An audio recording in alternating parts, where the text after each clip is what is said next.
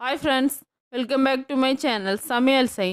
இன்றைக்கி நம்ம சமையலில் சூப்பரான டேஸ்டியான நல்லா பளபளன்னு உதிரியான சேமியா கிச்சடி எப்படி செய்யுதுன்னு பார்க்கலாம் வாங்க. கிச்சடி செய்கிறதுக்காக இட்லி பாத்திரம் எடுத்து வச்சுக்கிறேன். அதில் அடியில் கொஞ்சம் தண்ணி சேர்த்து ஒரு தட்டு போட்டு காட்டன் துணி போட்டு வச்சுக்கிறேன். சூடாகட்டும். நம்ம சேமியாவை ஊற வச்சு எடுத்துக்கலாம் வாங்க. ஒரு பாத்திரத்தில் தண்ணி கொஞ்சம் சேர்த்துக்கிறேன். அதில் 1 டேபிள் ஸ்பூன் உப்பு சேர்த்துக்கிறேன். உப்பு நல்லா கரைஞ்சதும் நாம் எடுத்து வச்சுக்கிற சேமியாவை சேர்த்துக்கலாம். 700 கிராம் சேமியா.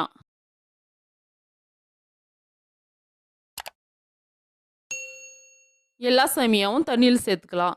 தண்ணியில் சேர்த்துட்டு ஒரு வாட்டி நல்லா மிக்ஸ் பண்ணிவிட்டு 3 நிமிஷம் நல்லா ஊற வச்சு எடுத்துக்கலாம். 3 நிமிஷம் ஆயிடுச்சு. இப்போ ஊற வச்சு சேமியாவை இட்லி பாத்திரத்தில் சேர்த்துக்கலாம். தண்ணியெல்லாம் இல்லாமல் இந்த மாதிரி வடிகட்டி சேர்த்துக்கோங்க. அப்போ தான் நம்ம பளபளன்னு நல்லா உதிரியாக வரும்.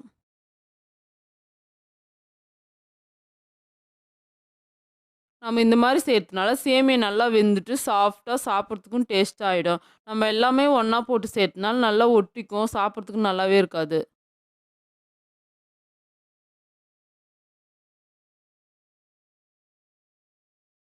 மூடி போட்டு 7 நிமிஷம் வேகட்டும். இப்போ கிச்சடியை தாளிச்சிக்கலாம் வாங்க. தாளிக்கிறதுக்காக ஒரு கடாய் வச்சுக்கிறேன். கடாய் சூடானதும் 5 டேபிள் ஸ்பூன் எண்ணெய் சேர்த்துக்கிறேன். எண்ணெய் சூடானதும் 1 டேபிள் ஸ்பூன் கடுகு உளுத்தம் பருப்பு சேர்த்துக்கிறேன்.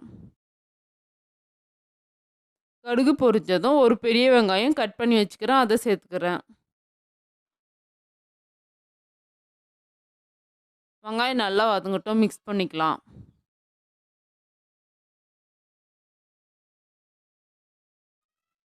இந்த அளவுக்கு நல்லா வெங்காயம் வதங்கினதும் 1 கப் தக்காளியை கட் பண்ணி வச்சுக்கிறேன், அதை சேர்த்துக்கிறேன். ஒரு தக்காளி தாங்க இது. நிறைய தக்காளி சேர்த்துக்கும் போது புளிப்பாயிடும், சாப்பிட்றதுக்கு நல்லாவே இருக்காது. கொஞ்சம் கம்மியாக சேர்த்துக்கும் போது தான் டேஸ்ட் நல்லாயிருக்கும். தக்காளி நல்லா சாஃப்ட் ஆகட்டும். இது கூடவே 15 பச்சை மிளகாய் கட் பண்ணி வச்சுக்கிறேன், அதை சேர்த்துக்கிறேன். இதுக்கு எந்த மசாலாவும் நம்ம சேர்த்து செய்ய போகிறதில்ல. இந்த பச்சை மிளகாயில் இருக்கிற காரம் தான். உங்களுக்கு பச்சை மிளகாய் எவ்வளோ தேவையோ அந்த அளவுக்கு சேர்த்துக்கோங்க. நான் காரம் கம்மியாக தான் செய்கிறேன், பசங்கள்லாம் சாப்பிட்றதுனால. 100 கிராம் கேரட் கட் பண்ணி வச்சுக்கிறேன், அதை சேர்த்துக்கிறேன். 100 கிராம் பீன்ஸ் சேர்த்துக்கலாம். 100 கிராம் பச்சை பட்டாணி சேர்த்துக்கிறேன். காய்கறிகளெல்லாம் சேர்த்துட்டு நல்லா மிக்ஸ் பண்ணிக்கலாம். தண்ணி எதுவும் சேர்க்காதீங்க, எண்ணெயிலே நல்லா வதங்கட்டும்.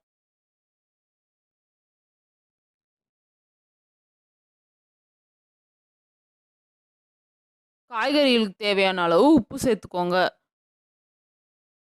1 டேபிள் ஸ்பூன் உப்பு சேர்த்துக்கிறேன். சேமியாவிலும் உப்பு கலந்து தான் வேக வச்சுக்கிறோம், நம்ம பார்த்து சேர்த்துக்கணும்.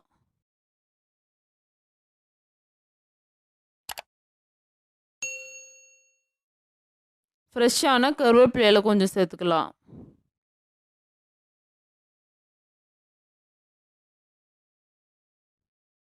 ஒரு வாட்டி நல்லா மிக்ஸ் பண்ணிவிட்டு 1/2 டேபிள் ஸ்பூன் மஞ்சள் பொடி சேர்த்துக்கிறேன்.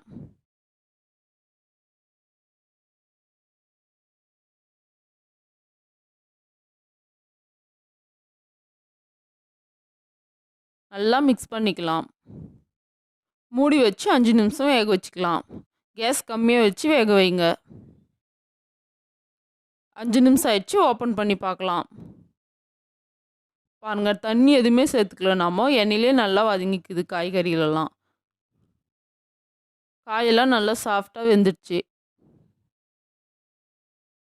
இது ஒரு பக்கம் வதங்கினே இருக்கட்டும். நம்ம சேமியா வெந்துச்சான்னு பார்க்கலாம் வாங்க.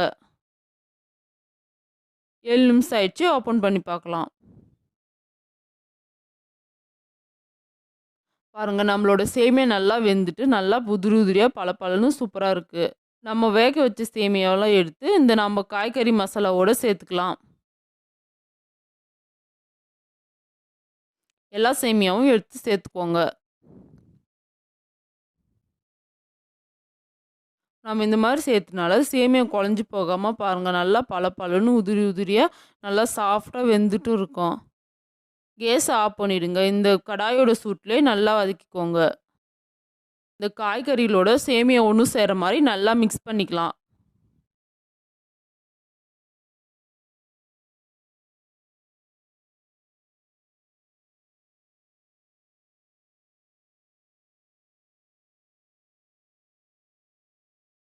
இந்த அளவுக்கு நல்லா மிக்ஸ் பண்ணதும் ஃப்ரெஷ்ஷான கொத்தமல்லி இலை கொஞ்சம் சேர்த்துக்கலாம்.